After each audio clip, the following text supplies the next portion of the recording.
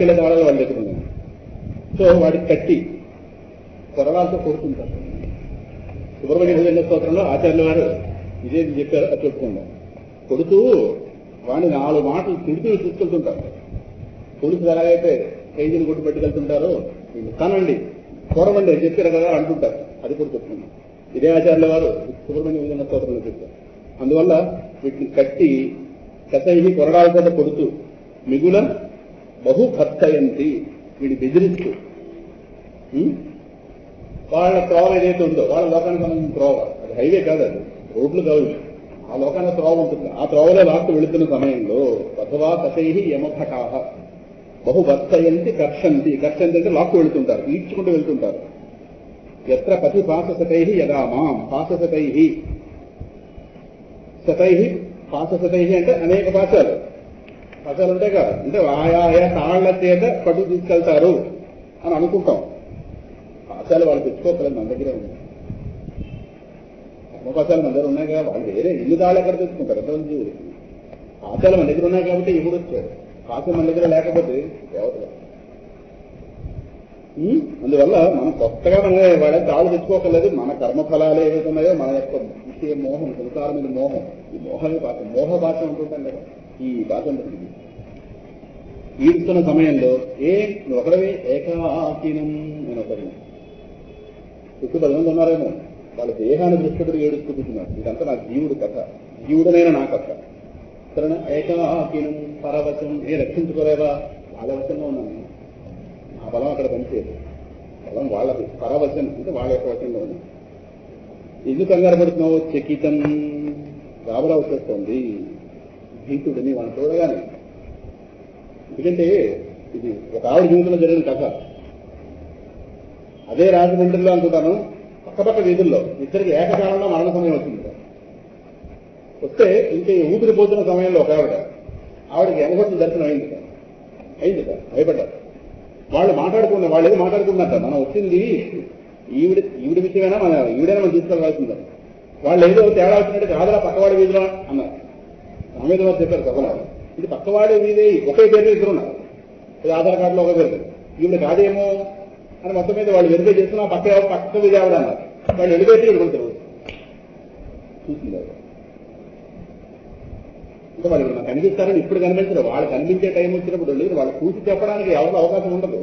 ఓసారి వాళ్ళు చూసేది వెళ్ళిపోవడమే. ఏ వ్యవహార మనుషులు కాదు, అక్కడ చూసి ఇక్కడ చెప్పడం. కానీ వీడు అదృష్టం బాగుంది చూసింది. ఎక్సెప్షనల్ కేసు జరిగింది, అసలు చేశారు ఎక్సెప్షనల్. మరి అప్పటి నుంచి వాళ్ళ మార్పు వచ్చిందో తెలియదు, కానీ మార్పు రావాలి. ఇది చాలా భయంకరంగా ఉన్నారు వాళ్ళు. ఎందుకంటే ఖచ్చితం వాళ్ళకి రూపం చూస్తే భయం లేదు. వాళ్ళంటూ వస్తే వాళ్ళదే మాట నెగ్గేది. అందువల్ల ఏకాకి, అందువల్ల ఆ పక్క వీధిలో అప్పుడు ఆ మన్నాడు ఏం చేస్తే పక్కవాడిపోయింది. పక్క వీధిలో ఏదో పేరు మాధురి ఉంటుంది, ఈ మాదిరి ఆ మాదిరి, ఈ మాదిరి జయ మాదిరి, కొంత జయ మాదిరి అయితే ఈ మాదిరి వీధి. వాళ్ళు కంగారు దగ్గరకు వచ్చారు, మాట్లాడుకుంటుంటే ఈవిడికి ఆ భూమికలో వినిపిస్తుంది. ఆ భూమికలు అంటే మనసు అడిగిపోతున్న దశలో, మనసు దేహ సంబంధం పోతున్న దశలో కొన్ని భూమికలు వస్తాయి. అవి అప్పుడు ప్రత్యక్షం అవుతాయి. ఇవన్నీ ఇప్పుడు నాకు కనిపించలేదంటే అది కనిపించాక మనం ఉండవు చెప్పడానికి. సృష్టిని నడిపిస్తున్న ఇన్ని రహస్యాలు ఉన్నాయి లోకంలో, లేకపోతే ఎందుకు వస్తాయి ఇవన్నీ? కనుక అటువంటి సమయంలో ఏకాకినం పరవశం చకితం దయాళు లక్ష్మీ నృసింహ. ఎవరు ఆ సమయంలో నాకు ఎవరుండే అవకాశం లేదుగా. ఎందుకంటే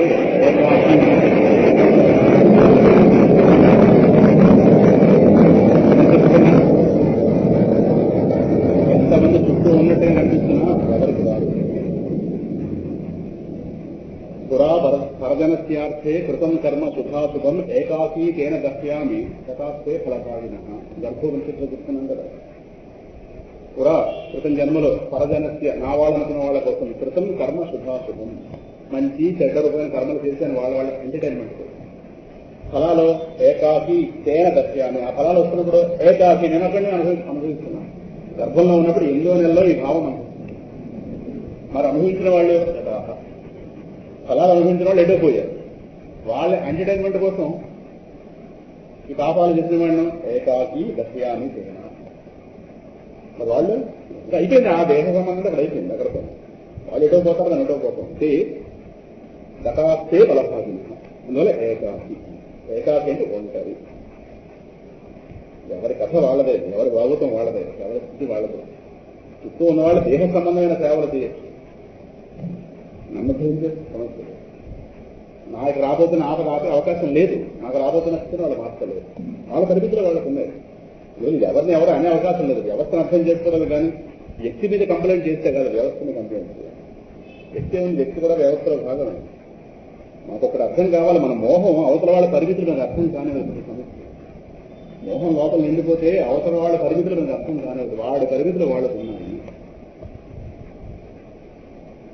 నాకు అర్థం కాదు. ఏదో చేస్తారని ఏం చేస్తారు. మనిషి అన్నవాడు ముట్టుకోలేని సమస్య ఇది, అసలు వాడు బోధపడిన సమస్య. మహర్షి రక్షించాలి దాని సందర్భంగా.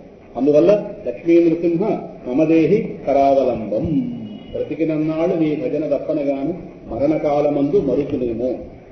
ఆవేళ యమదూతల ఆగ్రహంబున వచ్చి ప్రాణము పెకలించి పట్టినది. ఈ స్తోత్రం నేను బాగా ప్రారంభంలో చెప్పాను. నరసింహ శతకం 10 రోజుల పాటు చెప్పుకున్నాం. మే నెలలో, ఆ ప్రాణ నెలలో 10వ రోజు నాడు విశేషమైన వర్షం పడింది. మీకు జ్ఞాపకం లేదు. ప్రవచనాలు ప్రారంభించినటువంటి 2వ టాపిక్ 3వ టాపిక్ మే నెలలో చెప్పాను. కార్తీక మాసంలో మన ప్రవచనాలు ప్రారంభించాను 4 నెలల క్రితం. ఇప్పుడు అలా తిరిగి వస్తే మే నెలలో నరసింహ శతకం చెప్తాను. బ్రతికినన్నాళ్ళు చాగండి గారు ఎప్పుడు చెప్తుంటారు, బ్రతికినన్నాళ్ళు నీ భజన తప్పనగానే మరణకాలం ముందు మరుతులేము. ఆవేళ యమదూతల ఆగ్రహంబున వచ్చి ప్రాణము పెకలించి పట్టినప్పుడు. బహవాత పైద్యములు తప్పగా భ్రమచేత కంపము అంటే భవ్యము కంపముద్భవాన్ని కష్టపడుచు నాగిస్వతో నారాయణ ఎంతు పిలుతును భ్రమచేత పిలుతువలేను. నాటికి ఇప్పుడు చేసిన నీ నామ భజన తలచదను చెవిని వినవయ్య ధైర్యముగను. భూషణ వికాస శ్రీ ధర్మపురనివాస దుష్ట సంహార నరసింహ దురిత దూర. దురితం అంటే పాపము, పాపాన్ని దూరం చేసేటటువంటి ఓ నృసింహ. నాటికి ఇప్పుడే ఆ రోజు చేయబోయేది ఈ రోజు చేస్తాం. ఆ రోజు చేయగలను లేదు, చేయగలిగే చేస్తాం. చేయలేకపోతే ఇప్పుడు చేసింది అప్పుడు చేసినట్టు కాదు. అంతేగాని నాకు వేరే అవకాశం లేదు, నా పరిమితులు నాకున్నాయి కదా. బ్రతికినన్నాళ్ళు నీ భజన తప్పన కానీ తను ధైర్యంగా చెప్పాడు అన్నమాట. ఒక రజోగుణ భక్తుడండి, ఆయన సంగతి అప్పుడు చెప్పుకున్నాను. నాకు మోక్షం ఇవ్వకపోతే నీ పని చూడకూడదని కూడా చెప్పాడు ఒక భక్తుడు.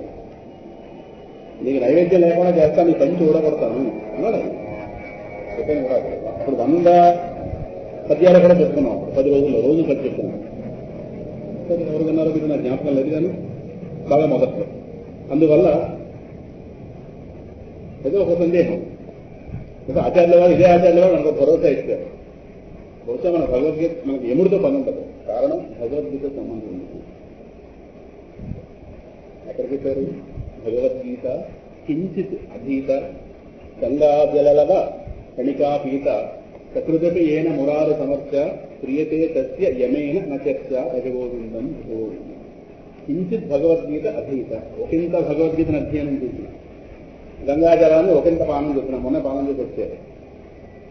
సకృదపి ఏన మురారు సమస్య, ఒక్కసారైనా మురారిని చక్కగా అర్పిస్తే, అర్పించాల చక్కగా అర్పిస్తే సకృదపి ఒకసారైనా మురారిని సక్రమంగా చక్కగా సమర్చ చక్కగా అర్పిస్తే. చక్కగా ఒకసారి అర్పిస్తే అంటే అటువంటి అర్చన ఎప్పుడు వస్తుంది? రోజు అర్చన చేస్తుంటే, రోజు అర్చన చేస్తుంటే ఒక్కసారి ఆ సకృదపి అయిన మురారు సమర్చ. మన పూజ సర్టిఫికేట్ మనం ఇచ్చుకోవడం కాదు, ఫోటోలను దేవుడు బడి రావాలి, పూజ స్వీకరించాలి. మనకంటా ముందు పూజామందిరంలో ఆయన సిద్ధం వల్ల పూజ ప్రారంభించి ఆలోచన చేసేది. మంజునాథ్ సినిమాలో చివరి చివరిలో అర్జునుడు పరమశివుడికి మధ్యలో జరుగుతుంది కదా, మంజునాథుడికి ఎదురుకి మధ్యలో. అలా మన ఆరాధన అందుకోవడం పరమాత్మ రావాలి, వచ్చి పరమాత్మని స్వీకరించాలి. అప్పుడు సకృదపి. ఇటువంటి వాళ్ళకి సత్య, అటువంటి వాళ్ళకి యముడి చేత నా చర్చ ప్రియతే. యముడితో వాళ్ళకి పని లేదు, యముడితో వాళ్ళకి సంభాషణ పడదు. భగవద్గీత జీవితంలో ఉంది కనుక యమ సంబంధం కాదు. యముడు ఆయన పద్ధతిలో ఆయన పనిగా ఆయన చేస్తాడు కానీ యముడు జ్ఞాని. నచికేతుడు అనే మహానుభావుడికి కఠోపనిషత్తు బోధించింది యముడే. ఎవలోకాన్ని వెళ్ళేరుగా మహానుభావుడు, బాలజ్ఞాని. బాల్యంలో ఉండగానే జ్ఞానం పొందిన ప్రహ్లాదుడు లాంటి వాడు ఒక నచికేతుడు మహానుభావుడు. అందువల్ల అటువంటి ఏకాకినం పరవశం చికితం దయాళు లక్ష్మీ నృసింహ మమదేహి కరావలంబం. ఇక్కడ ఆచార్యుల వారు భుజంగ స్తోత్రంలో చెప్తారు. ఆ ఆఖరి క్షణంలో ప్రశాంతి ముందు ఇక్కడ సారి సుబ్రహ్మణ్య నామాలు కూడా స్మరించుకోవాలి. ఇక్కడ కుమారేశ సూనో గుహ స్కంద సేనాపతే శక్తిపాణే మయూరాధిరూఢ పులిందాత్మజాకాంత భక్తాత్తిహారిం ప్రభో తారకారే సదారక్ష మాం వాం మాం వం అని చెప్పి ఇందుగా నా రక్ష అడుగుతా ఉంటావేమో. ప్రశాంతేంద్రియే నష్ట సంజ్ఞ. ఇవాళ ఉదయం సామవేదం వారు సుబ్రహ్మణ్య ఉద్యంగ స్తోత్రంలో ఈ శ్లోకం చెప్పారు. వికేష్టే కపోద్గారి వక్త్రే భయోత్కంపి గాత్రే ప్రయాణోన్ముఖే మయి అనాథే తదానీ మృతం మే దయాళో భవాగ్రే గుహ వం. ఆ ఆఖరి తలంపులో ఆఖరి ఊపిరిలో ఇంద్రియాలు చేష్టలు అణిగిపోతాయి. ప్రాణం పైకి లాగేస్తుంటుంది. ప్రాణం ఉంటేనే ఇంద్రియాలు కదిలేదు. ప్రాణం కాస్త పైకి విద్యుత్ అయిపోతుంటే ఇంద్రియాలు కాస్త చేష్టలు అణిగిపోతాయి. ఇంకా నష్ట సంజ్ఞే స్పృహ తగ్గిపోతుంది, జ్ఞాపక శక్తి తగ్గిపోతుంది, బుద్ధిలోంచి ప్రాణం బయటకు వెళ్ళిపోతుంటే అది తగ్గిపోతుంది. విచేష్టే చేష్టలు కాస్త అణిగిపోతుంటే ఒకటి ఒకటి ఒకటి అలాగా. కఫోద్గారి వక్త్రే ముఖం నుంచి కఫం విపరీతం బయటకు వస్తుంది. అంటే లోపల ఉన్నటువంటి ఆ మూడు కూడా ఏవైతే ఉన్నాయో కఫవాత పైత్యాలు ఒక్కసారి కఫవాతములు ఇందాక చదువుకున్నాం కదా, ఒక్కసారి అవి కంపం ఉద్భవం అందగా లోపల భయం రాగానే మరణం అంటే భయం ఇష్టం లేదు. అందువల్ల ఒక్కసారి ఈ కఫవాత పైత్యాలు ప్రకోపిస్తాయి. కఫం వల్ల గొంతు మన కంట్రోల్లో ఉండదు, వాతం వల్ల దేహం కంట్రోల్లో ఉండదు, పైత్యం వల్ల మనస్సు వ్యవహారపడుతుంది. మనసుకి పైత్యానికి సంబంధం. అదే కొంతమంది తేడాగా మాట్లాడుతుంటే వీడు పైత్యం పట్టింది అనుకుంది. ఇవన్నీ కూడా ఆయుర్వేద పదాలు. మూడు కఫవాత పైత్యాలలో తేడా వస్తేనే అనారోగ్యం. మూడు స్టాండర్డ్ ఉంటే తిరుగుతుంది. కనుక భయోత్కంపి గాత్రే ఆ సమయంలో శరీరం భయపడుతుంది కదా. ఇంకా గాత్రం నారాయణాన్ని స్మరించడానికి గాత్రం లేవదు బయటకి, లోపల చొంగలు కప్పుతున్నాడు రకరకాల. కనుక ప్రయాణోన్ముఖే మై అనాథే ఓ ప్రాణ ప్రయాణానికి సిద్ధమై ఉండగా ఆ సమయంలో దయగల ఓ కుమారస్వామి ఒక్కసారి నా ఎదుట ఎందుకు కాక. ఆ సమయంలో నిన్ను చూసుకుంటూ నేను వెళ్ళాలి దేవుని. సరేనా.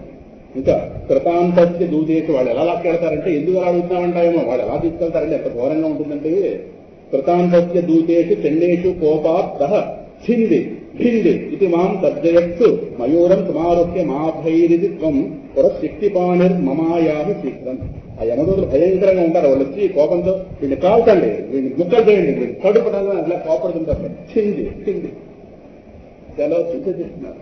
ఈ కళను పట్టుకుని వీడి గౌరవంలో తీసుకెళ్తారు. పాప అందులో వాడు మంచి వాడు అనుకోండి మళ్ళా అంటే ఎందుకంటే కోపం ఎలా తీసుకెళ్దాం ఉండరా అని చెప్పి వీడు ఒకటిదా ఉంటాడు, మూడు గంటలు పడుతుంది. వీడికి ఎంత మర్యాద ఏంటి, వీడు ఇన్ని కొంపలు కూర్చోడు ఉండాలి. వీడికి ఎంత మర్యాద అయితే చెప్పి వాడు చింది భింది ఇది మాం కర్తయ్య. ఆచార్యుల వారు ఎముడి దగ్గరికి వెళ్తారా? ఆచార్యుల వారు ఎముడి దగ్గరికి వెళ్తే ఎముడికి మోక్షం. కానీ జీవకోటి యొక్క ఆపదను తన మీద ఆరోపించుకుని తీసుకుంటారు.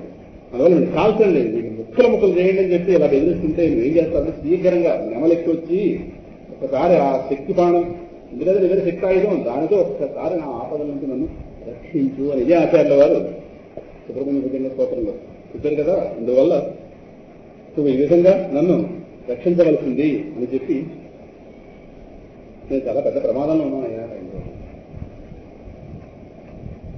ఎందుకంటే వాళ్ళ మడుగు అనుకుని ఏముందిలే, వాళ్ళైనా వాళ్ళ కన్నా వాళ్ళు చేశారు. నన్ను సంసార వ్యవస్థ చాలా మోసం చేసేసింది. అంధస్యమే హృత వివేక మహాధనస్య చోరై మహాబలిభి ఇంద్రియనామధేయై మోహాంధకార కుహరే విదిపాతి తస్య లక్ష్మీ నృసింహ మమ దేహి కరావలంబం. అంధస్యమే ఇంద్రియాలు విషయాలలో వీటి వల్ల కలుగుతున్న ప్రమాదం అంటే కష్టం. ఇంద్రియాలు విషయాలు భగవద్గీత నెపంతో చాలాసార్లు సందర్భాల్లో చెప్పుకున్నాం.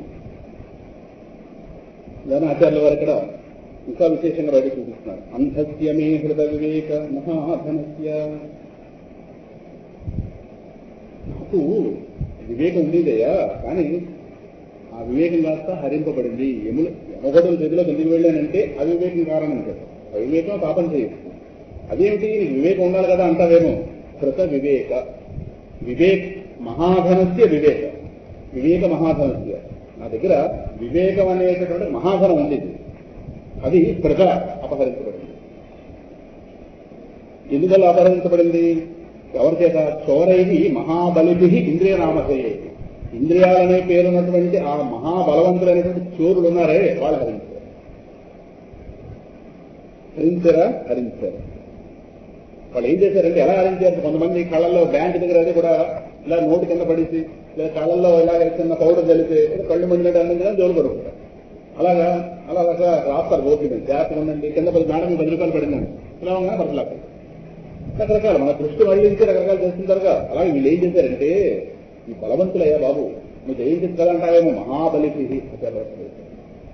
ఇంద్రియాలుగా భగవంతుడు ఇచ్చిన శక్తి ఇంత అంట, దేవతల దారి మళ్ళీ మనుషులే పడ్డాను.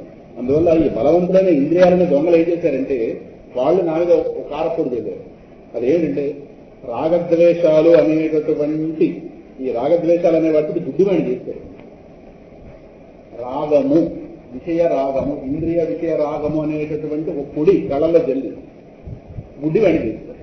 బుద్ధివాణి అంటే ఈ కళ్ళు పోవడం కాదు, అన్నే ప్రమాదం. అంత దేని గుడ్డి చేస్తే బుద్ధిని గుడ్డి చేస్తారు. బుద్ధిలో ఏముండేది పూర్వం? వివేకం ఉండేది. ఇప్పుడు ఆ వివేకాన్ని అపహరించకపోయారు. గుడ్డివాణి చేసిందంటే కర్తవ్యం తోటను ఒక దిస్థితిలో పడేసి నా వివేకం అనే ఈ మహాసంపదలందరినీ కూడా దూసుకుని వీళ్ళు ఏం చేశారంటే నన్ను ఒక అజ్ఞానం అనే గోతులో పడేశారు.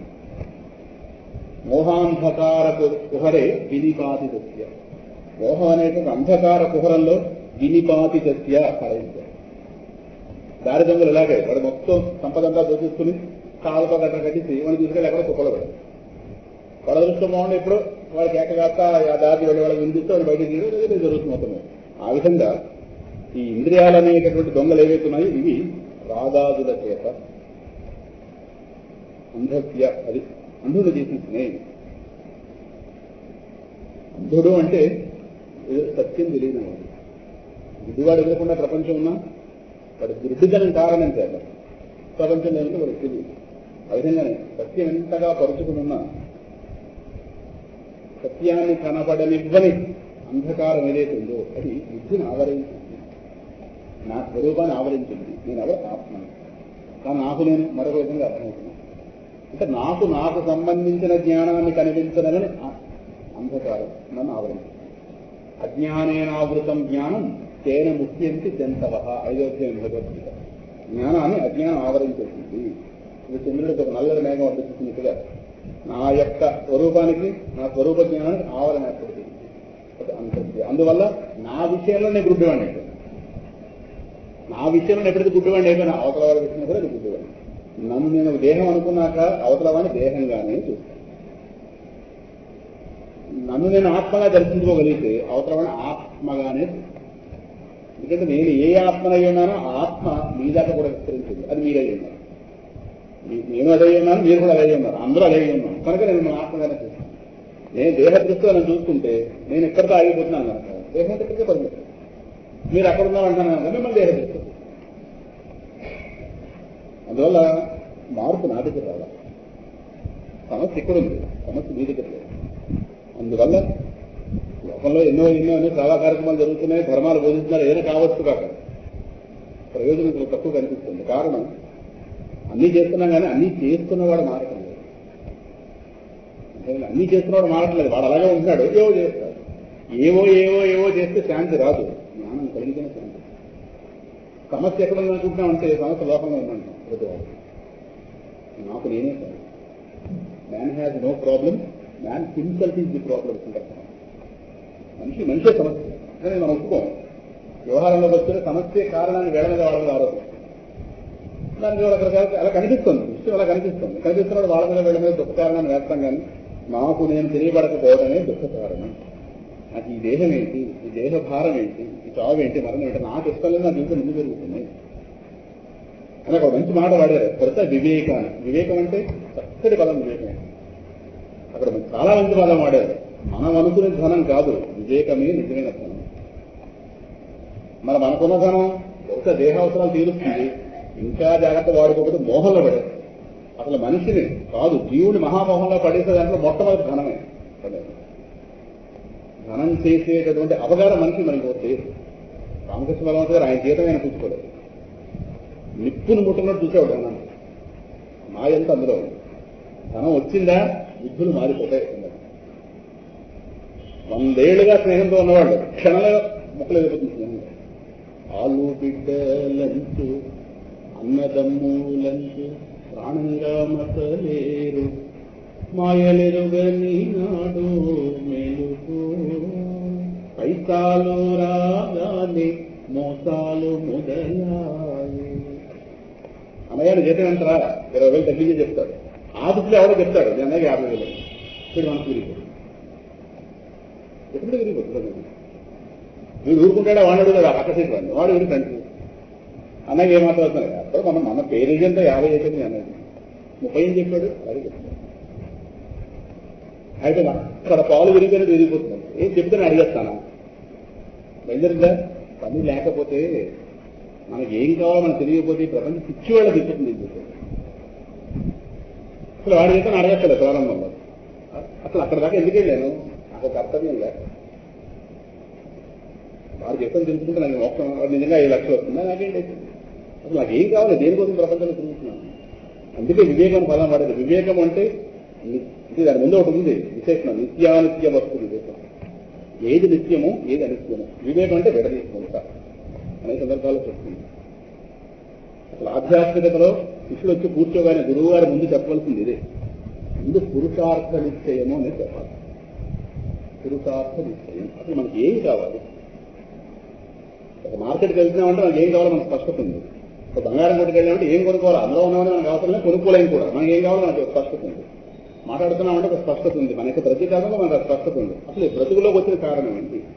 మనకి దేనికోసం వెతుకుతున్నాం? ఇవన్నీ దేనికోసం చేస్తున్నాం? భగవద్గీత వెంటనే ప్రారంభించడం కాదు. సరే సందర్భం వచ్చింది కాబట్టి చెప్తున్నాను. 8వ తారీఖు సాయంకాలం నుంచి క్షత్రియ కళ్యాణ మండపంలో కూడా సత్సంగం బ్రాంచ్ ప్రారంభమవుతుంది. ప్రారంభ సభ 8వ తారీఖు సాయంకాలం 5 గంటలకి క్షత్రియ కళ్యాణ మండపం సీతమ్మసార. అక్కడ కూడా ఇక మీదట ఇక్కడలాగే అయితే వాళ్ళకి ఏదో ఒక వారం ఏదో నిర్ణయించి, వారంలో ఒక రోజు ఏదో ఆదివారం కనుక అక్కడ ఇంకో రోజు నిర్ణయించి జరుగుతుంది. ఇక మీద అక్కడ కూడా కార్యక్రమాలు జరుగుతాయి.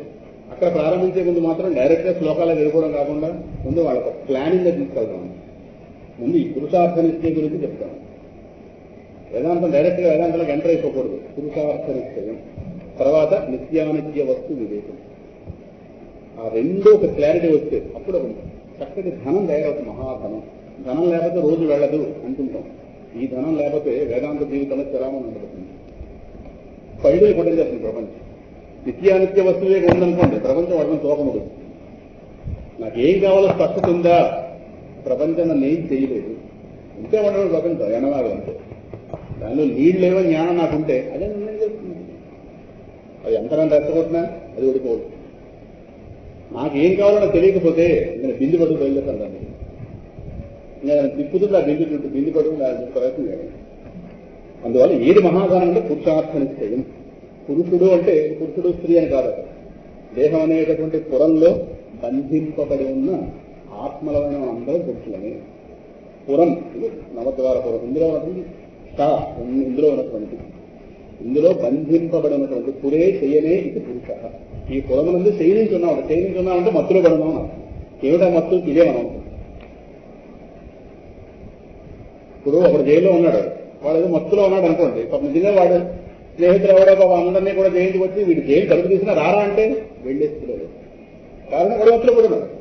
వాడు ఉండి తెలివేసింటే పారిపోతులేమో. అందరితో పాటు అవకాశం వచ్చి అందరూ పోయారు. వీడు వదిలిపోయి ఎవరైనా పరిగెట్టి పోలేదంటే మత్తు. మోక్షం పొందడానికి బోల్డ్ అవకాశాలు వస్తున్నాయి ప్రపంచంలో. ఏది ఇలాగే ఉన్నాం. చెయ్యని పడుకుని ఉన్నాం. నంబర్ 1 మత్తులో ఉన్నాం. పురే చెయ్యనే ఇది పురుష. నేను క్షీణించి అంధకారంలో మత్తులు తాగిన వాడు ఎలా మత్తులో ఉంటాడో ఇదే దేహమే మత్తులు పడున్నాం. అందువల్ల వాడిని లేవదీయాలి. కనుక ఇటువంటి పురుషుడికి అంటే ఈ జీవుడికి బద్ధుడైన దేహబద్ధుడైనటువంటి జీవులమైన మనందరికీ కూడా ఏది కావాలి? అర్థమైంది. అసలు వాడు అవసరం ఏంటి అనేది వాటికి నిశ్చయం చేయాలి. ముందు వాడికి కర్మ కన్విక్షన్ కావాలి. అసలు దేనికోసం ప్రపంచంలో తిరుగుతున్నాం. అప్పుడు వాడి చేత చెప్పిస్తాడు గురువు గారు. మీకు ఏం కావాలో అదే చెప్పిస్తాడు. వాడిని ఎలాగ ప్రశ్న వేసుకొచ్చి వాడిని చెప్తాడు. వాడు ఏం కావాలో చెప్తాడు. వాడు ఏదైతే స్పష్టత లేకుండా వెతుకుతున్నాడో, స్పష్టత లేదు వెతుకుతున్నాడు ఏదో, దానికి సంబంధించిన స్పష్టత తీసుకొచ్చి దాని పేరు నిత్య వస్తువురా అని చెప్తాడు. మనం వెతుకుతున్నది అనిత్య వస్తువు. ఎలా జరుగుతుంది? నిత్యం అనిత్యం కలిసిపోయినాయి చేయాలి. నిత్య వస్తువు యొక్క స్వరూపం చెప్తారు, అనిత్య వస్తువు యొక్క స్వరూపం ఏమిటో చెప్తారు. ఈ రెండు ఎలా బయట రైతు అనే దానికి ఎలా లింక్ చేసుకోవాలి, అది వివేకం. సో ముందు పురుషార్థ నిశ్చయం, ముందు తర్వాత బీలాగా పురుషార్థ నిశ్చయం, తర్వాత నిత్యానిత్య వస్తువు వేరు. ఇది కలిగిందా అనిత్య మీద వైరాగ్యం పెరుగుతుంది, నెక్స్ట్ వైరాగ్యం. కానీ ప్రపంచం లాగుతూ ఉంటుంది. ఇంకా అక్కడ ఇంద్రియ నిగ్రహం, మనో నిగ్రహం, ఉపరతి, శమము, దమము, ఉపరతి. ఉపరతి అంటే మనస్సుకి నిత్య వస్తువుని ఆకర్షణ పెరుగుతుంటుంది, అనిత్య వస్తువు నుంచి విచిత్ర అయిపోతుంది. తితిక్ష, శాస్త్రం మీద, గురువు మీద. అది తితిక్ష అంటే సహనం, ప్రారంభాల మీద పడుతుంటాయి, అయినా వాడు ఓర్చుకుంటాడు పరమాత్మ. తితిక్ష ఇదక్క గురువు ఎందు, శాస్త్రం ఎందు, వాక్యములందు ఇది సత్యమే అనేటువంటి సత్యమైన బుద్ధి. తర్వాత సమాధానం, బుద్ధిని ఆత్మ విషయంలో నిలబెట్టి ఉంచగలిగేటటువంటి ఒక స్థితి, సమాధానం ఉంటుంది. చివరికి ఇంకా ముముక్షత్వం, ఎప్పుడు బయటపడతాను దీన్ని, ఈ అనిత్య వస్తువుల నుంచి ఎప్పుడు బయటపడతాను, నిత్య వస్తువుని ఎప్పుడు పొందుతాను.